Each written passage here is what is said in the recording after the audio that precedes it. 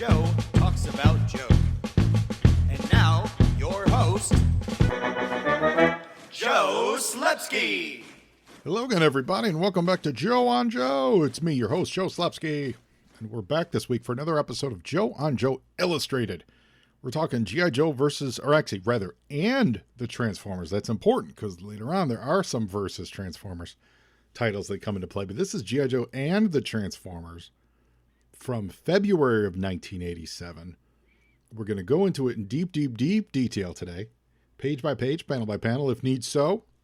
And we're going to have a lot of fun doing it. Remember, we're doing all four of these issues this month / into September because we're celebrating the big skybound G.I. Joe Transformers universe that is on the verge of launching.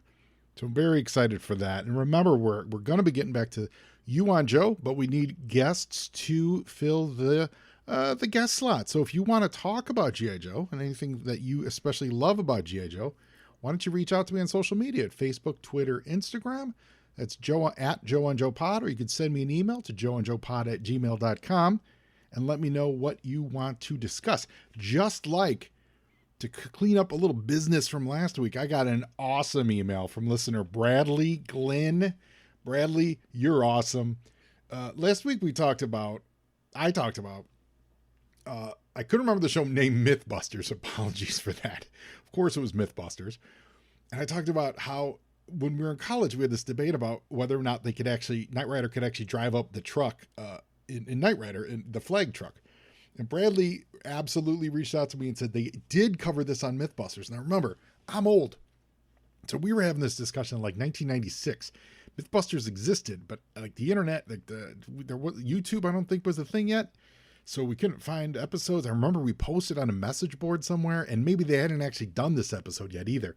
But for some reason in the, near 30 years, 25 years since that conversation began, I've never Googled it, or at least never Googled on YouTube. So Bradley pointed out they totally did do it, and we found the episode, and I watched it, and they did. It works. They did it at like 30 miles an hour, and I think at like 50 or something like that, or they did it much slower and then again at 30 or 40 miles an hour. Either way, they were absolutely doing it at normal speeds, and it worked. They say I guess it's inertia, and inertia being object in motion, stay in motion, and rest, stay at rest kind of thing. Again, I'm not a physicist in that regard, but to my friend's defense, those Jamie and the other host, they were as skeptical as we were. They absolutely thought the car was going to go launching up the ramp. They had them all strapped up in, crash gear.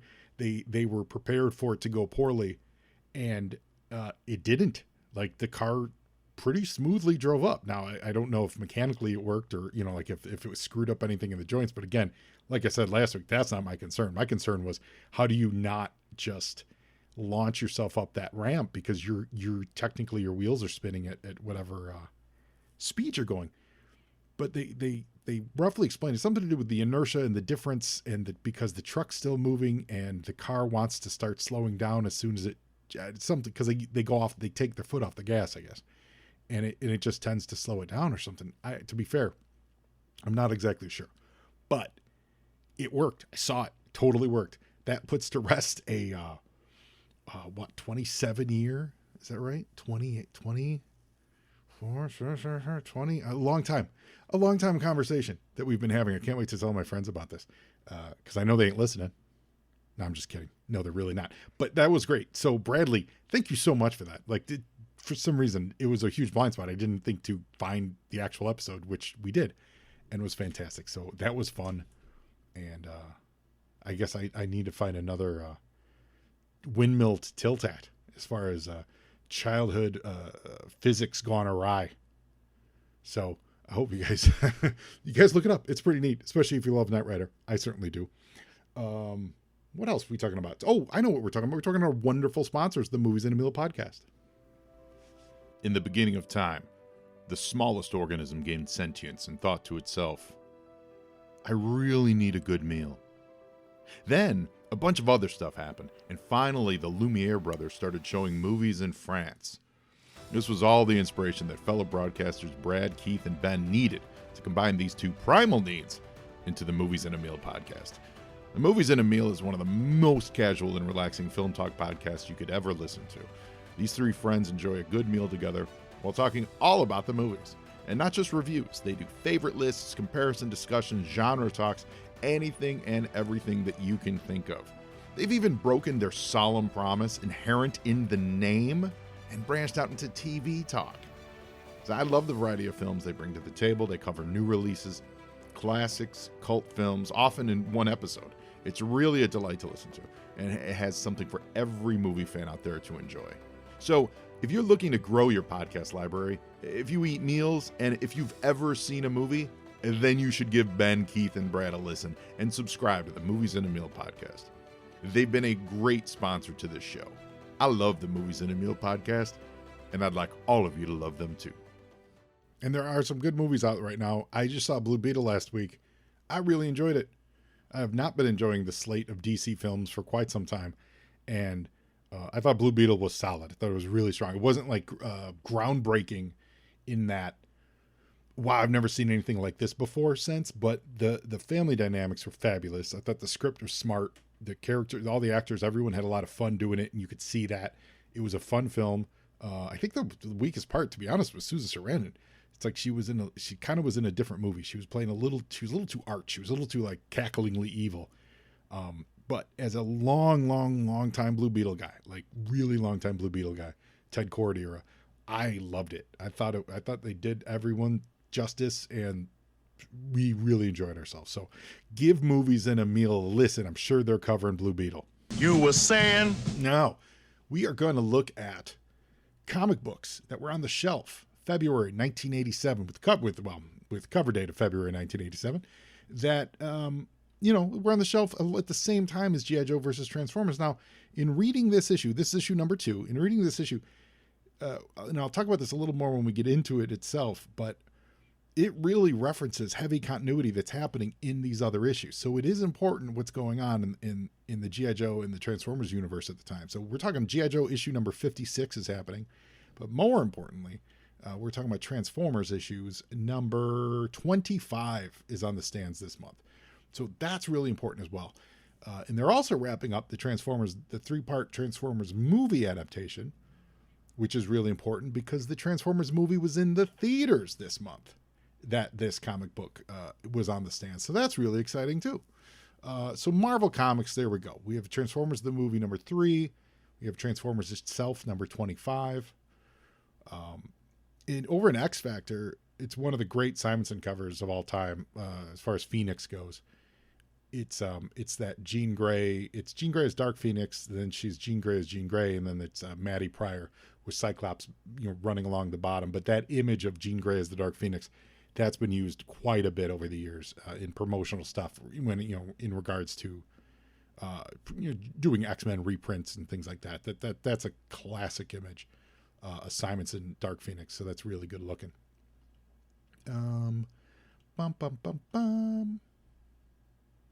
New Universe is humming along. It has been Kickers Inc. into high gear. They're on issue number 4, so this is the total it's not a revamp really. It was literally a new universe that they were introducing at the time. So they're 4 months into that project that lasted about 2 years and then collapsed. And then disappeared for about 20 more years. And then they remembered it in the mid-teens. And now they've slowly incorporated some aspects of it into the regular Marvel universe, which is fine. That's world building. For some reason, that doesn't bother me as much as the Sentry bothers me.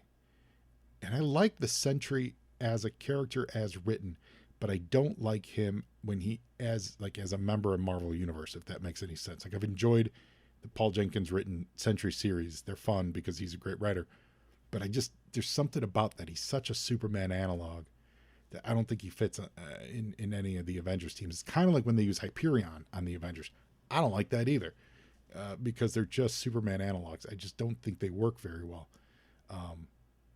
As an occasional guest star, sure, but like as far as like being a mainstream member of the Marvel universe, I don't think it works.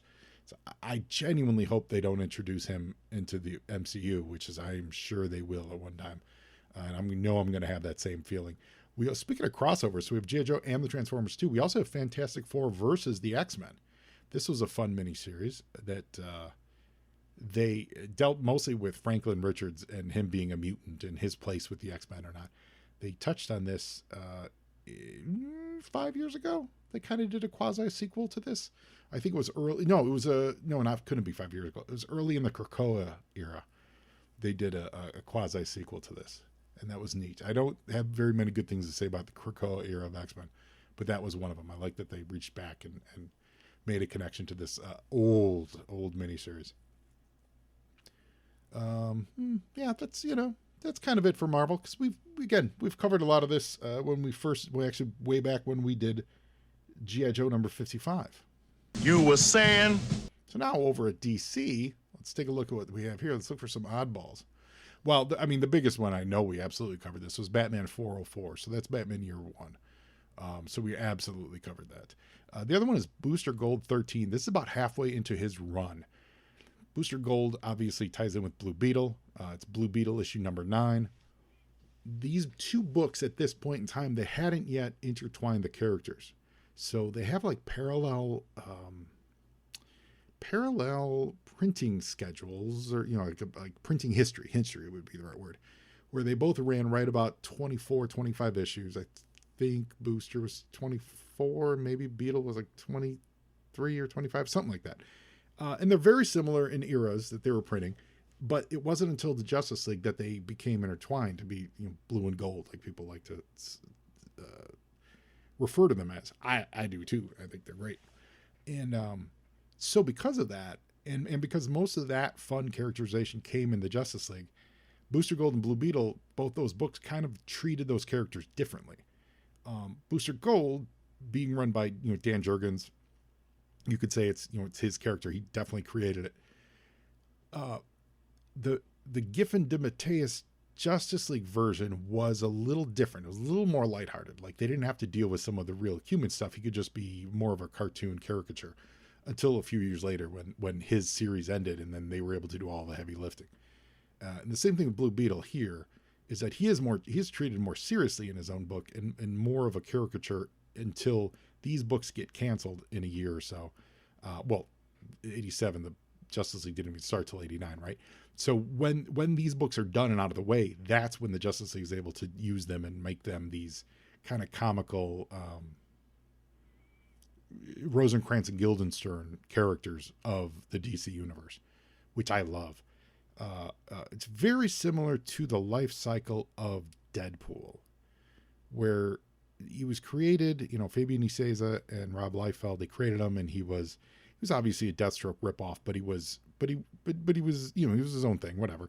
And he was a little sassy and he looked like Deathstroke, blah, blah, all that stuff. But it was years later when Joe Kelly took the book over that they decided to do things like breaking the fourth wall and making him genuinely really, what would be considered funny, if you dig it, it's some of it's witty.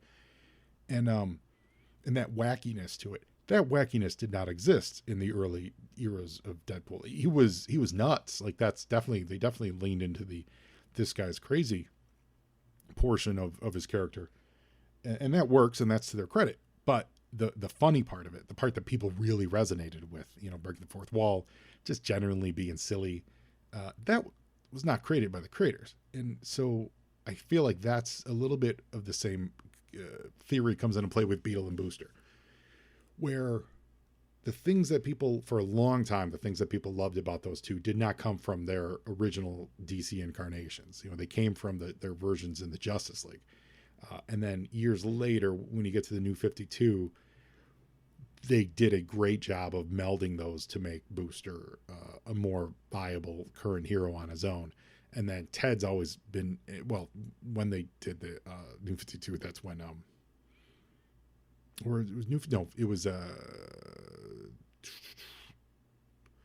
Ted got killed in Infinite Crisis. So they were just making the new Blue Beetle, right? So they didn't give that. Ted's never had that chance to kind of get his own title and re-synergize. When they did the Booster Gold title, where he was time traveling and they made him this awkward time traveling hero, that really works really well. And I think that's the Deadpool recipe of they figured out what works for this guy, and so now that's where he's going to be. Hopefully he, has a long life in that regard. Because if you remember, or if you've ever read these original boosters, yes, he was a time traveler, and he did some time traveling, but he wasn't like this time travel protector or anything. It wasn't traveling all the time. He was trying to make his home here in the 20th century. So anyway, it's a long way of saying both those books are pretty great, and you should read them if you can. So for you toy heads out there, we've got Mask issue number 1 of the regular series, not of the mini series. So that's fun. And also for you toy heads, you guys remember Warlord had a toy line looked just like He-Man. We're up to Warlord 114. It's a good looking cover. He was just in a Justice League War World animated movie that I just watched the other day. So if you're a fan of Travis Morgan, check that movie out. He and Batman, there's a whole amnesia thing, and Batman's thrown into Skartaris and stuff like that. It was neat. It was good to see Warlord on the screen. And so yeah, check that out. Justice League War World. You were saying? All right. And now in August of 86, which is kind of when this book would have come out, within a month or two of this, of course, Transformers the movie is on the screen. So of course that's why they're doing this crossover. And they've got the Transformers universe out there, and they've got, the Transformers movie adaptation, obviously. So that's really, for our intents and purposes, that's the big movie this summer. On August 8th, this movie came out. But the week before it was Howard the Duck, so that's wild.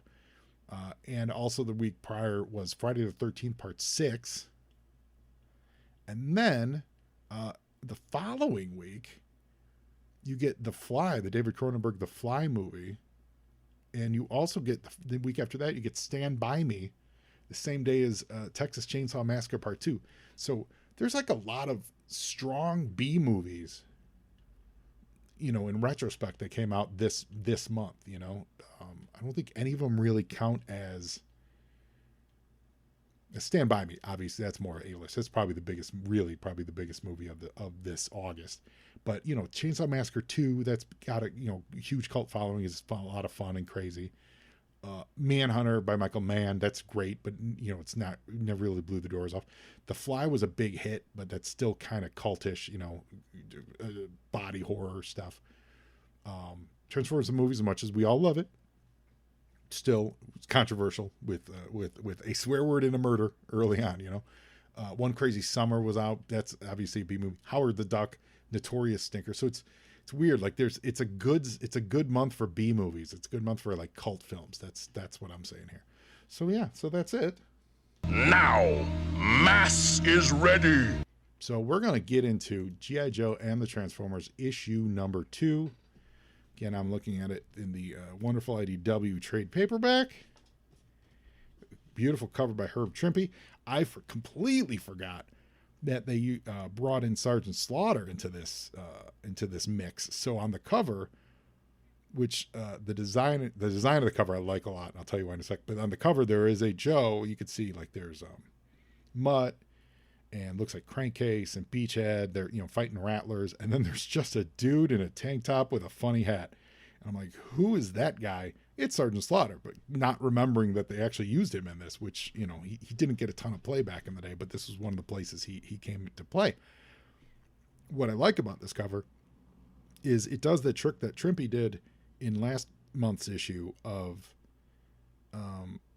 viewing the action that we're seeing through someone else's viewport. So we see that they're being spied on. And in this case, the Decepticons are spying on what's going on with the Joes, and you clearly see Ravage and Shockwave. It looks like the dude on the left. I Transformer heads, please apologize, but it's one of the dudes from the movie. It was one of the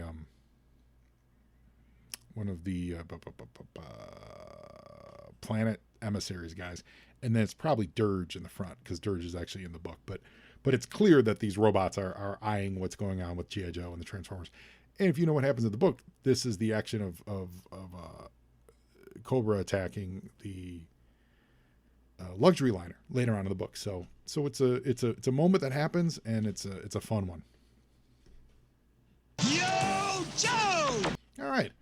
So again, written by Michael Higgins, Herb Trimpe on the art, Vince Coletta ink, Joe Rosen letters, Neil Yomtov colorist, Donald Daly was the consulting editor. That's a new name. Bob Harris was the editor, and Jim Shooter was the editor-in-chief. So we open where we stopped, which is, it's called Power Struggle, and it's Superion, which is the aerial bot's combined form. And he's standing in front of the Joes, and he's obviously massive over them. So, it's the, would you look at that thing? We get an editor note to call back to last issue saying, look, the robot we destroyed was puny compared to this one. They're talking about Bumblebee that they actually destroyed. So the Joes are screwed. And it was a big ominous note that, that they were going to be in trouble with this, which is a little disappointing as to what happens then. So Scarlet gets on the horn and she calls into the pit, and it's there we see Sergeant Slaughter. So that's when I got into this and said, oh, that's the dude on the cover. It's actually Sergeant Slaughter. But Sergeant Slaughter, it's Lady J, Ace, Breaker, there's Crankcase, and everyone's name checked too, which is great, again, for newcomers to it. And they're saying, we've got a giant robot here, so we're in trouble.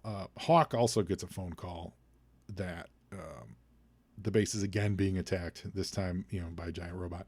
So we check in quickly, and all the guys are shooting at it, basically. Yo, Joe! And Superion fires at them, saying it's not his desire to hurt you. But as far as we know, they just blew up your buddy, and you were sent there to hurt them. So, I'm a little confused as to that part. But, I appreciate the sentiment.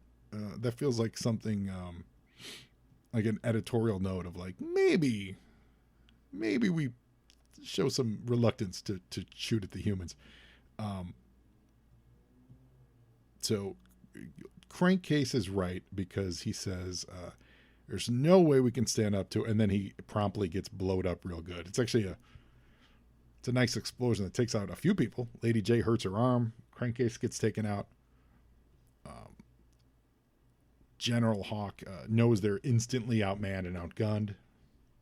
By the way, the backgrounds continue to be sparse like they were in the previous issue. Again, making me think that's more of a conscious choice because there's so much going on in these. Yo, Joe! Sergeant Slaughter shows up. He's in an armadillo, and they've got Mauler shooting at this thing. Everyone is, quote, giving it everything they've got. Now, to his credit, Superion, in a nice storytelling wise, I like this. I always like this, where there's 3 panels on the bottom. It starts with a kind of a medium headshot, then it just zooms in closer and closer to his eyes to kind of get you further and further into what he's thinking. And even at the last one, it's actually less of what he's thinking, but more of a command given to him. But the intensity of their assault is escalating. Don't know how much more of this we can take before we are forced to. And you get a little ...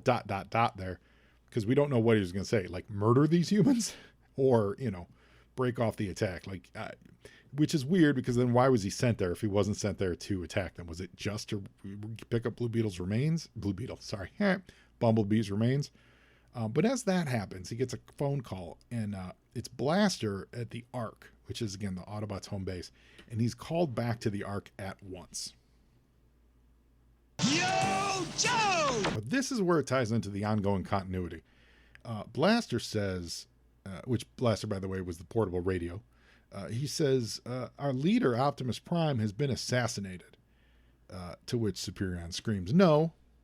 And, Blaster repeats, Optimus Prime is dead. All Autobots are ordered to return to the Ark at once. So Superion does nothing. He shows up, scares the Joes. Joes waste a lot of ammo on him. Then he kind of flies off into the sky. The Autobots don't break up into respective versions. That just Superion flies up and away. And, the Hawks are pretty befuddled. The Hawk and the Joes are pretty befuddled. I think rightly so, because he didn't really do anything. If you think about it. He showed up, he scared them, they shot at him, and he flew away. That's really weird. But this is where it ties deep into the continuity, because the previous issue of Transformers. Sorry, I keep getting my stuff mixed up this week. The previous issue of Transformers, Optimus Prime was quote unquote assassinated. Of course, he comes back, and in the This month's issue of Transformers, that comes into play in a couple pages when we catch up with the Decepticons, Megatron was assassinated. I'm sure all of this tied into the plans that dealt with the Transformers movie, right? Because in the Transformers movie, what happened? Optimus Prime was killed. Megatron got killed, and he got turned into, the emissary for Unicron, whatever, Galvatron, right? So that's what this is all referencing. Except, well, technically, let me think. Are they referencing? They might be referencing the movie, or they might be referencing the changes made in the comic book. To be honest, it's been a while since I read those. I know that's what happened, but I can't remember if they said that was like a movie occurrence and it happened in the comic, or the movie, or they made the change into the comic to reflect the change in the movie. If you can see what I'm saying there, that little slight distinction there where they did do a movie adaptation, but they also made the change in the comic so that they would be reflective, but a little bit different. And I apologize, I don't have those in front of me, so I don't know for sure. But either way, I do know that they were both written out.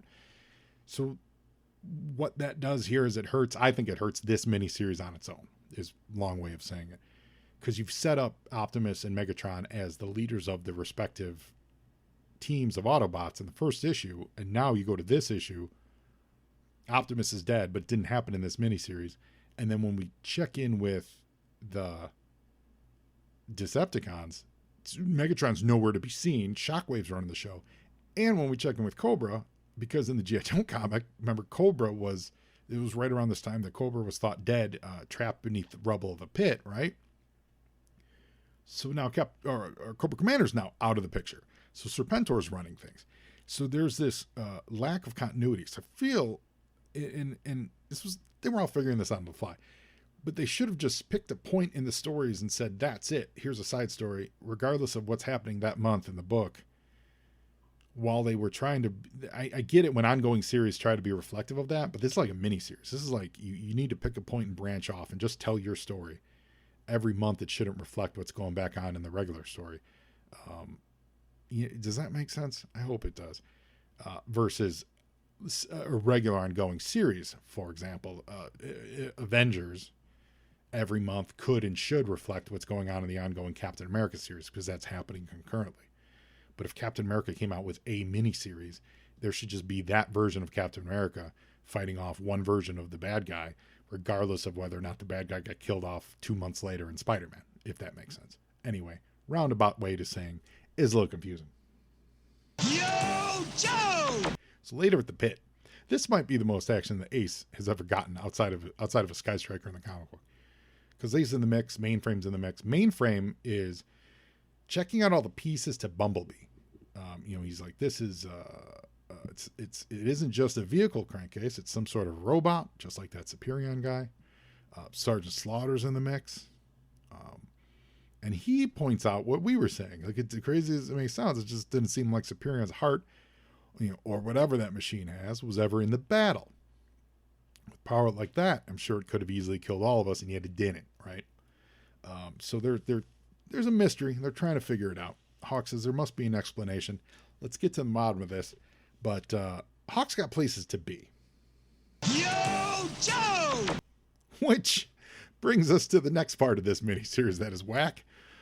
Hawk just straight up goes to the senator's apartment, Barbara, Senator Larkin, and she's like, to what do I owe this honor? So that implies, oh, this is a first time, like what? Like, this is new. And he's like, I thought you might be disturbed by what's been going on. I thought maybe I ... Hawk's a Lothario. She takes his hand and she welcomes him in. Would you like a drink? And we get a click of the door.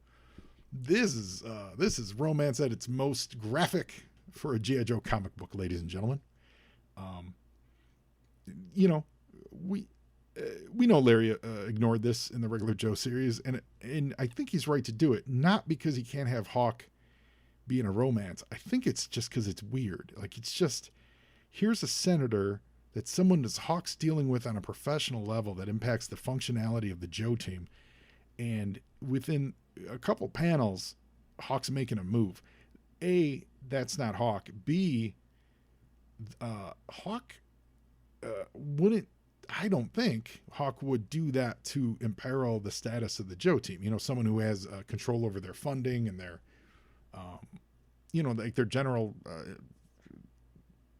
mission statement, so to speak. So him having a relationship with someone in the Senate seems very out of character for Hawk. Like for him, it's the Joes come first. And I would feel like he would have to really be convinced to get romantic with someone in that kind of position. So that's one of the reasons why this feels weird.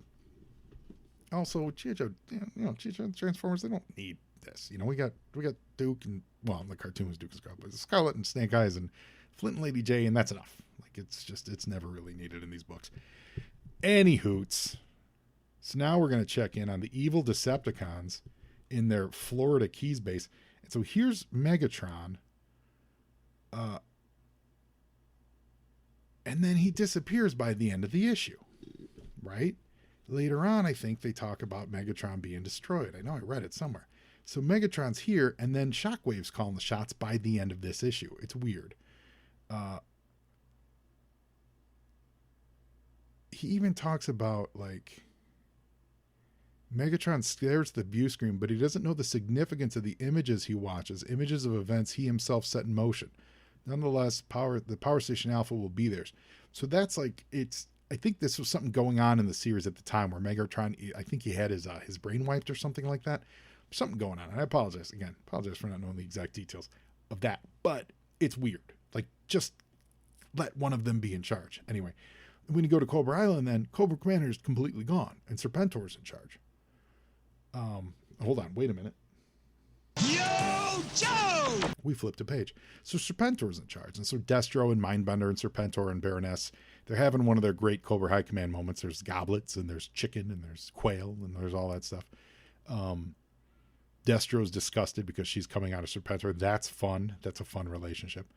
But Mindbender's staring at the screen. He's looking at the Power Station Alpha, which again, we still kind of haven't been told exactly why it's so special, other than, I guess, a portable power station. That might be enough. And it is itself transforming, activated by remote control. Yo, Joe! It takes off down the runway. And we see that Hawk is making his move. So Hawk is making time with the Senator. And Power Station Alpha is now taking off down the runway. And now this is being controlled by the Transformers, of course. They're stealing the power station. Yo, Joe! Shockwave says, Power Station Alpha is ours. This will herald the beginning of a new era, a new way with the Decepticons ruled by the unerring logic of Shockwave. And when this happens, Mindbender pulls out a MacGuffin helmet out of absolutely nowhere. So much so that Destro has to ask, what is he doing? And the Baroness has to say, by donning the electronic helmet and tuning it to the proper frequencies, Mindbender finishes that thought with follow the flight station. And he's basically going to take over the flight patterns of the flying Power Station Alpha. None of which makes any sense, was set up private. It was just complete MacGuffin out of nowhere. So it's fun, but random. Yo, Joe! And he forces it to change its heading. And we have to take a panel to check in with Forlorn Hawk, who is, making time with the Senator. And she says, I understand. Now, this is double entendre if I ever read one. Just promise that you'll take care of what's mine. You talking about Hawk, or are you talking about the power station, lady? What's up? So he's running, and the team's all getting ready to take off. Now, we got Wild Bill. You've got Lift Ticket. I think we've got a Conquest X-30s in the mix here, too. Certainly Ace and a Sky Striker. And Slipstream. Yeah, Slipstream's jumping into his Conquest. Everyone gets name checked, which, again, very smart. A lot of new people reading these books, on both sides of the table. So it's always important to name check everything. What's interesting is they miscolor the Tomahawk, and I think it's miscolored throughout. There's also a misnomer that happens later, because the Tomahawk, being beige or brown or whatever shade of brown you want to call it, could pop here. And they go with like a green, like the Sky Striker's green, which I see is more of a comic book coloring choice because the background's white. And then they have the X30 also green again because the background's white. So you want it to look different to stand out. So I get that. And that's more of a comic book decision. But then Wild Bill in the Dragonfly is green, but that is a green chopper. But you have the lift ticket in the Tomahawk, which could just easily be colored brown and still pop. And they go for kind of a greenish, light green. So it's weird. Like I feel like it could have. It's too much green on this page, I guess, is where I'm coming from. But it's good looking. The vehicles look great. And who knows? Maybe it's maybe you throw a brown on there and it just throws that whole page off because there's just a sea of green, especially when you got Lady J and her green togs in front of those vehicles. Like it's a weird coloring choice. Yo, Joe! 40 years later, I'm second guessing the coloring. The coloring of who was it? Neil Yamtov? The talented Nell Yamtov. Here I am being a jerk. I apologize. And also, to be fair, I'm also reading the IDW trade, which I'm pretty sure, like we talked last time, I'm fairly sure this is scanned from the comics, not necessarily, and then cleaned up in Photoshop, not necessarily from any masters or anything. So there easily could be some coloring changes that I'm not seeing. And frankly, it's just because my actual issues are buried a little bit in some boxes that are hard to get to. Because I've got too many comic books. It's true. So now we're gonna spend a page and we're gonna check on that little kid, Anthony Durante. Remember him? He got shot in the neck last issue by Bombshell. And kind of like remote controlled him so that Bumblebee had to turn into a robot to save him, and then that exposed Bumblebee. He's still has a Cybertronian node in his brain, right? And he's playing with a Bumblebee toy, which is funny. So he's like a zombie at home, and his mom's all worried about him. And we see that Cybertronian node is still in his brain, and I guess that's what the Decepticons used to steal it in the first place. Because remember, Bombshell broke in, and he plugged him. He put a Cybertronian transmitter or something in the starship. So that's how they're controlling the power source. Forgot about that. But his mom is very, very worried, as she should be. Yo, Joe! All right. So now we get some good Herb Trimpe aerial action. Lots of empty backgrounds on these pages for sure. But they're still drawn well. The Cobra pilot sort of looks like he should be Wild Weasel, but he's not. He's got an open face. Like it could be Wild Weasel, but it's just definitely not Wild Weasel. You've got a lot of Rattlers and Cobra helicopters. They're not Fangs. They're random looking Cobra helicopters transporting the power station as it flies towards Cobra Island. The Joes show up to attack. We've got a lot of fun drawings of missiles in skies and airplanes getting shot down. There's really no rhyme or reason. It's not really a battle you can follow very closely. As far as the coloring goes, Yo, Joe! It's gotta be because the background was just stark white. Ace is flying a green Sky Striker, so that's absolutely got to be a choice to say there's if the water's blue because they're over the ocean, if the water's going to be blue, the sky's got to be white, and if we put white airplanes against that sky, it's going to be impossible to see, especially because we're not doing details of cloud cover and things like that. So we are definitely dealing with coloring issues around all these planes. So, just set that aside. The Cobras are blue, the Joes are green. That also quite frankly, that does simplify it for younger kids. If they're reading this, it is easier to track who's who.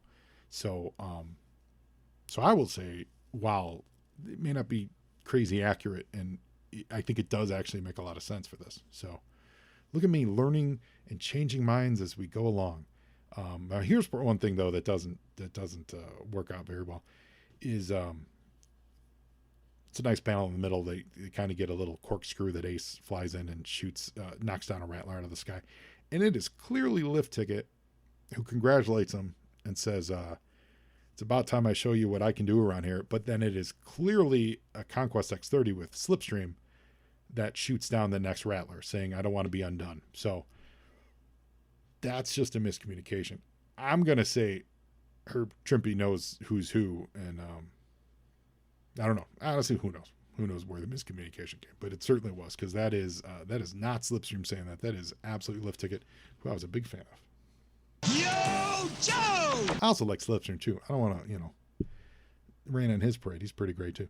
So there's in the middle of all this fighting over the water and aerial dogfights, there is a luxury liner that is just randomly cruising the ocean, and it's Mr. Blackrock is flying it. I think this dude was from the Transformers comics.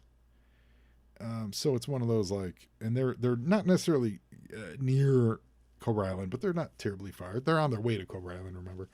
So Blackrock is, just stay, everyone chill out. Yes, there's a big dogfight, but we'll be okay. And the Cobras realized that they could use that as a bargaining chip, per se, with the Joes. Yo, Joe! So Serpentor tells Mindbender, since he's controlling the ship, to circle the yacht. And so while they're doing that, they basically tell the Joes, if you don't back off, we're going to bomb the yacht. Ace relays that to General Hawk, and Hawk realizes that he's really got no choice here. We got to protect civilians. Even the senator lady says, if you have to destroy that station, the power station, you can't let Cobra have it. The people are more important, the lives are more important. So if you have to scuttle that, do it. But, Hawk realizes that if they destroyed that, it would endanger the lives of the citizens that he's trying to protect, the people downstairs on the yacht. So he's a bit of a stain still. Yo, Joe! Which I really like from a tactical perspective on Serpentor's side, right? That's a smart move. He saw something and he could take advantage. He ended the fight, basically says, G.I. Joe, you let us leave, let us take this and get away, and otherwise we'll hurt these people. And so they do that. Now, one of the Cobra pilots does land on the yacht, I would say accidentally, because he got shot out of the sky. But the pilot of the yacht takes that guy prisoner, which is, I think, a pretty great move. So that happens on this page. It's a good move. Good for that pilot. We never really see who it is, because he got a great mustache, and good for him. Ace even gives them the thumbs up, which is great. Yo, Joe! So now Serpentor says to finish it, also fire on the ship. This is another part where I kind of break from characterization here. I feel like Serpentor, especially this early Serpentor, he was all about honor and stuff. And he, that was the deal. He agreed with Hawk on the battlefield. You do this, we'll do that, call it a day. But the Serpentor that Larry wrote wouldn't have then also attack the ship, which they do. So the Rattlers do shoot up the ship, which means that the Joes have to, they can't kind of pursue. They have to stop and help rescue the civilians. So that does stop their pursuit, but they were going to stop the pursuit anyway. That was the agreement, and they're just going to Cobra Island. Everyone knows they're going to Cobra Island. So that seems like an unnecessary betrayal of Serpentor's character, if you ask me. And all this is being monitored by Dirge, the Decepticon airplane. Yo, Joe! So the boat starts to sink, and the Joes have to go into rescue territory. We got some killer whales. This is what the cover image that was happening. And this Blackrock guy, he was totally in the Transformers comic books. I'm starting to remember him now. He says, "Gentlemen, are you talking about giant shape-changing vehicles?" And Crankcase's like, "Yeah, I guess that sounds crazy." And he's like, "Not at all. In fact, I may be able to help." And then that's it. We never really find out this issue. I'm sure he's going to come up again next issue of what Blackrock's up to. So now the power station, Yo, Joe! lands at Cobra Island, and they realize that it's been followed by what Serpentor thinks is a G.I. Joe plane, but it's really Dirge. So he transforms and lands. Allow me to introduce myself, Dirge. I'd say this, last two pages, not helped by the coloring, but the rendering is really great. Trimpe did a really nice job with the yacht, like the sinking yacht. He does a nice job with all the vehicles, especially something like Transformers that he's probably not used to drawing. He does a nice job with their transformations and just representing them, because that's always a challenge. Like a lot of times people do good soft tissue stuff like humans and stuff, and they have trouble with vehicles. Shrimpy does a good job with all this stuff. And again, the coloring is not helping it, but it's, it is what it is. Yo, Joe! Anyone tell Nel Yomtov I said that. I've enjoyed his work so far.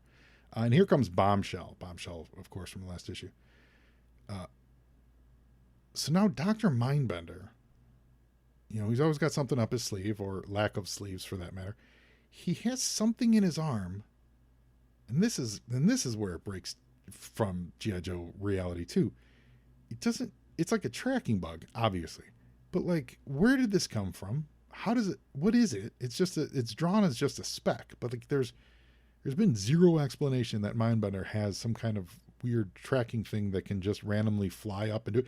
If this came out of a transformer, I get it. Like there's, you know what I mean? There's that suspension of disbelief that you have where you're dealing with a advanced robot species. So if they just have a random bug thing that flies and tracks people, you get it. But that's not what you're dealing with Cobra. Cobra is like more real, more developed technology.